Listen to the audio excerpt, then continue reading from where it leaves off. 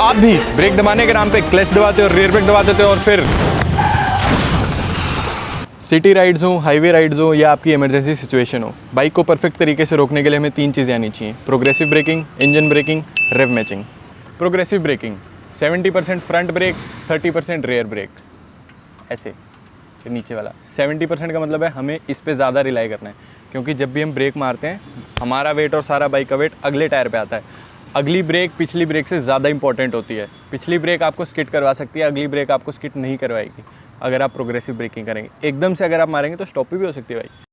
Progressive breaking का मतलब है हमें धीरे धीरे धीरे धीरे प्रेशर इंक्रीज करना है पैडल पे अपने पे। इसको हम एकदम से नहीं दबाएंगे।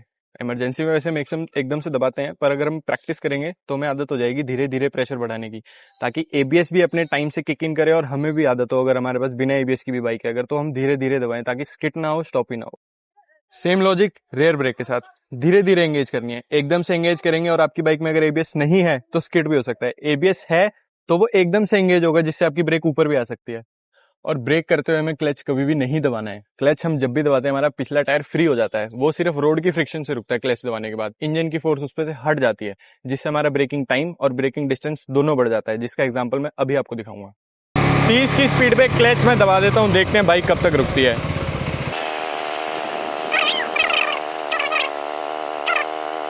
इस बार 30 की स्पीड से बिना क्लच के।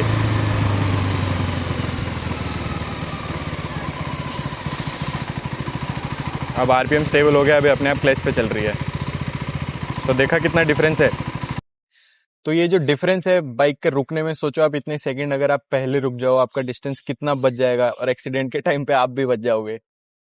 और जब हम ये बात सीख जाएंगे कि हमें क्लच नहीं दबानी है, तो आप एंटर करते हो इंजन ब्रेकिंग के फेज में। जब हम क्लच नहीं दबाते तब इंजन अपनी फोर्स पे होता है और वो खुद ही रुकता रहता है, आरपीएम धीरे धीरे डाउन होता रहता है।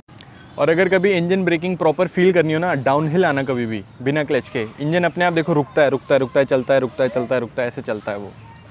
अब बात करते हैं रेव मैचिंग की। रेव मैचिंग क्या है, क्यों है, किस लिए ज़रूरी है, बताता हूँ मैं आपको। देखो अभी बाइक तीसरे गियर पे है, मैं एक्सीलेटर छोड़ देता हूँ और ये देखो ये स्पाइक हुआ, इस स्पाइक से बाइक को झटका लगा। अब रेव मैचिंग इसीलिए होती है, ये जो आरपीएम स्पाइक हुआ है ये हमें मैच करना है अपनी रेस से गियर चेंज करते हुए। वो हम करेंगे कैसे, ये देखो चौथे गियर पे हम आ गए हैं। अब क्लच, रेस और डाउनशिफ्ट एक साथ करना है हमें।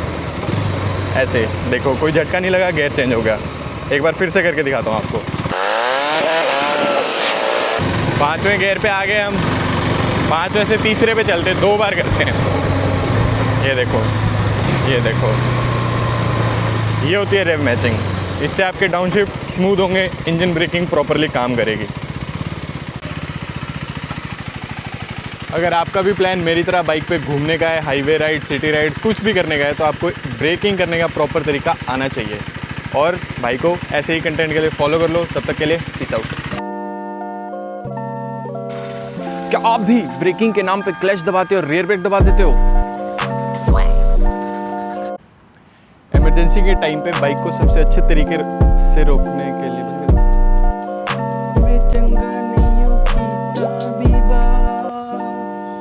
सही ब्रेकिंग के लिए हमें 3 चीजें आनी चाहिए: इंजन ब्रेकिंग, रेव मैचिंग,